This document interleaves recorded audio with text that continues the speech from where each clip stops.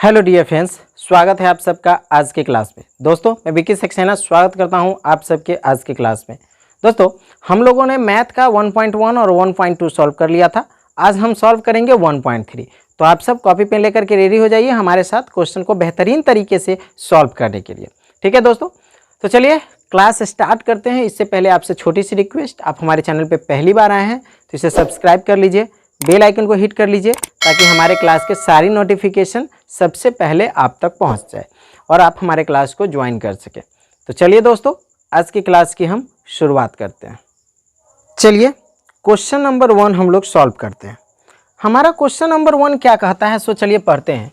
क्या कह रहा है, सिद्ध कीजिए कि √5 एक अपरिमेय संख्या है। यहाँ पर आपको सिद्ध करना है, प्रूफ करके बताना है कि √5 जो है एक अपरिमेय संख्या। हम सभी जानते हैं कि √5 अपरिमेय संख्या है, लेकिन हमको प्रूफ करके बताना है। तो सबसे पहले परिमेय और अपरिमेय का जो फॉर्मूला होता है ये आपको पता होना चाहिए। तो हम परिमेय संख्या किसे कहते हैं, जिसे हम p/q के रूप में लिख सकते हैं। ठीक, और हम अपरिमेय संख्या किसको कहते हैं, जिसको हम p/q के रूप में नहीं लिख सकते हैं, उसे हम अपरिमेय संख्या कहते हैं। ठीक, अब चलिए √5 एक अपरिमेय संख्या ये सिद्ध करके आपको बताना है। तो सबसे पहला काम हम मान लेते हैं कि √5 जो है ना देखिए इसको सिद्ध करने का कई सारे मेथड है, कई सारे तरीकों से सॉल्व किया जाता है, पर मैं सबसे शॉर्टकट ट्रिक्स आपके लिए बता रहा हूं आज आपको, ताकि आपको किसी भी प्रकार की परेशानी न हो। ठीक है, अच्छे से समझ में आएगी, ध्यान रखिए आप। ठीक, सिद्ध कीजिए कि √5 एक अपरिमेय संख्या। तो हम पहले मान लेते हैं, लिखते हैं माना कि √5 एक परिमेय संख्या है। ठीक है, परिमेय संख्या है। हम मान लेते हैं कि √5 जो है एक परिमेय संख्या है। अब देखिए ये 5 जो है ना, अंक 5 है, यह देखिए 2 के स्क्वायर से बड़ा है। ठीक, और क्या है कि 3 के स्क्वायर से छोटा है। बात समझिए, यहाँ पर थोड़ा सा इस चीज़ को हम आपको समझाना चाहेंगे। पहले ये देखिए 2 का स्क्वायर करेंगे तो 2 दूना 4 और इससे बड़ा 5 है, और 2 के बाद स्क्वायर में 3 आता है, तो 3 का स्क्वायर करेंगे तो 3 तिहाई 9, यानी कि 4 और 9 के बीच में 5 आता है। तो 2 एक पूर्णांक है, 3 एक पूर्णांक है, लेकिन 5 जो है एक पूर्णांक नहीं है। आप इसको पहले समझ लीजिए। ठीक है, तो जब यह पूर्णांक नहीं होगा वैसी स्थिति में √5 = p/q हम लिखेंगे। ठीक है, यानी कि p/q के रूप में हम जिसको लिख सकते हैं उसको परिमेय कहते हैं, और जिसको नहीं लिख सकते हैं उसको हम अपरिमेय कहते हैं। इसलिए हम इसको सॉल्व करेंगे। देखिए तो हम इसको क्रॉस गुना कर देते हैं। देखिए √5 के नीचे कुछ नहीं है, तो मान लेते हैं 1 है, तो इसको हम क्रॉस गुना करेंगे तो यहाँ पे क्या हो जाएगा, √5q = p। ठीक, अब आप एक चीज यहाँ पे गौर करेंगे, p/q 2 अगर इसको हम पूर्णांक मानते हैं तो दोनों में 1 के अलावा किसी और अंक से भाग नहीं लगता है। इस चीज को आपको ध्यान रखना होगा। तो यहाँ पर आप लिख सकते हैं कि p और q दोनों में 1 के अतिरिक्त कोई उभयनिष्ठ गुणनखंड नहीं है।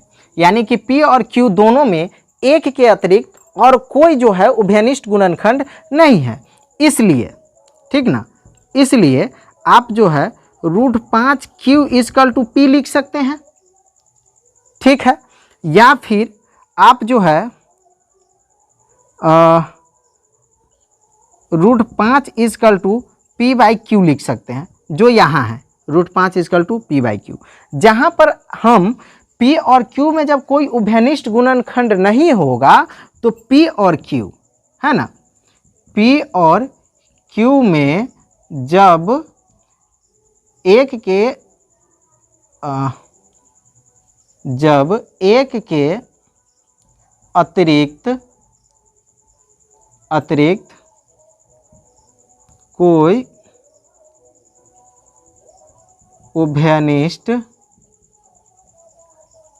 गुणनखंड नहीं होगा तो, है ना, जब कोई उभयनिष्ठ गुणनखंड नहीं होगा तो p/q एक भिन्न होगा, एक भिन्न होगा। यानी कि किसी भी पूर्णांक का अगर एक के अलावा कोई दूसरा गुणनखंड उभयनिष्ठ गुणनखंड नहीं होता है तो वह भिन्न कहलाता है। तो इसके लिए p/q क्या हुआ, एक भिन्न हुआ। और यहां पर √5 क्या हुआ, एक पूर्णांक हुआ। तो यानी कि √5 जब एक पूर्णांक होगा और p/q एक भिन्न होगा तो यहां पर क्या हमारा फॉर्मूला बन रहा है, पूर्णांक का बराबर भिन्न। यही हो रहा है, 5 पूर्णांक है और p/q एक भिन्न है। तो पूर्णांक बराबर भिन्न कभी होगा, दोनों कभी इक्वल होगा, नहीं ना होगा। दोनों किसी भी परिस्थिति में बराबर नहीं होगा। तो जब दोनों किसी भी परिस्थिति में बराबर नहीं होगा अतः हमारी मान्यता गलत थी, अतः हमारी मान्यता गलत है। √5 एक अपरिमेय संख्या है, अपरिमेय संख्या है। ठीक, पूर्णांक बराबर भिन्न है जो कभी भी संभव नहीं हो सकता है। यहां पर एक लाइन लिख दीजिएगा, जो कभी भी संभव नहीं है। ठीक ना, पूर्णांक बराबर भिन्न कभी नहीं होता है। दोनों कभी भी, पूर्णांक और भिन्न कभी भी इक्वल नहीं होगा, किसी भी परिस्थिति में दोनों इक्वल नहीं होता है। और जब दोनों इक्वल नहीं होगा यानी कि हमारा मान्यता गलत था। √5 कभी भी जो है अपरिमेय संख्या होगा, परिमेय संख्या नहीं होगा। ठीक, हमारा पहला क्वेश्चन हो गया सॉल्व। ठीक इसी तरीके से आपको 2 लाइन लिख देना है। देखिए यहाँ पे मैं आपको लाइन बना देता हूँ ताकि आपको समझने में आसानी हो। मैंने एक पॉइंट यहाँ लिखा है, दूसरा पॉइंट मैंने यहाँ लिखा और तीसरा पॉइंट यहाँ लिखा। मैंने 3 पॉइंट में सारे क्वेश्चन को सॉल्व कर दिया और कैसे समझाना है ये मैंने यहाँ पर करके भी बता दिया आपको। ठीक है, अब ये क्वेश्चन हो गया सॉल्व। चलिए अब हम दूसरे क्वेश्चन की तरफ बढ़ते हैं। चलिए दूसरे प्रश्न में हमको क्या करना है कि सिद्ध करना है कि 3 + 2√5 जो है एक अपरिमेय संख्या। ठीक है, कोई परेशानी की बात नहीं है, हम सेम फॉर्मूला पर काम करेंगे। 3 + 2√5 = p/q। p/q के रूप में लिख सकते हैं या नहीं लिख सकते, ये हमको चेक करना है। ठीक है, p/q। ठीक है ना, यहाँ पर लिखेंगे जहाँ p और q एक पूर्णांक है, जिनका कोई उभयनिष्ठ गुणनखंड नहीं है ना। कह रहा है जहाँ p और q 2 पूर्णांक है लेकिन इनका कोई भी जो है उभयनिष्ठ गुणनखंड नहीं है। अब बात समझ रहे हैं इसको। अब चलिए, जब यह उभयनिष्ठ गुणनखंड नहीं होगा तो हम क्या करेंगे, 2√5 को अलग करेंगे। 2√5 = p/q और इस 3 को इधर ले जाएंगे, ये प्लस में है, इधर आया तो -3 हो जाएगा। ठीक, अब हम अगले स्टेप में क्या करेंगे कि 2 को इधर ले आएंगे, क्योंकि ये 2 नॉर्मल संख्या है, रूट में नहीं है, एक पूर्णांक है। तो क्या करेंगे, 2 से दोनों नंबर में हम भाग करेंगे, यानी कि √5 = p/q है ना, तो इसमें 2 से 2 लिख दिया, यानी कि 2q और -3/2 भाग कर दिया। अब इस फॉर्म में आ गया। जब इस फॉर्म में आ गया तो इसको देखिए, ठीक है ना, p/2q -3/2 जो है एक, यहाँ पर लिख दीजिएगा p/2q -3/2 एक पूर्णांक है, जो परिमेय संख्या है। ठीक है, परिमेय संख्या है। चूंकि √5 परंतु यहाँ पर लिखिएगा परंतु √5 एक अपरिमेय संख्या है, अपरिमेय संख्या है। अतः हमारी मान्यता गलत थी, है ना। यहाँ पर हो जाएगा कि 3 + 2√5 एक अपरिमेय संख्या है, अपरिमेय संख्या है। ठीक है, समझ में आया आपको।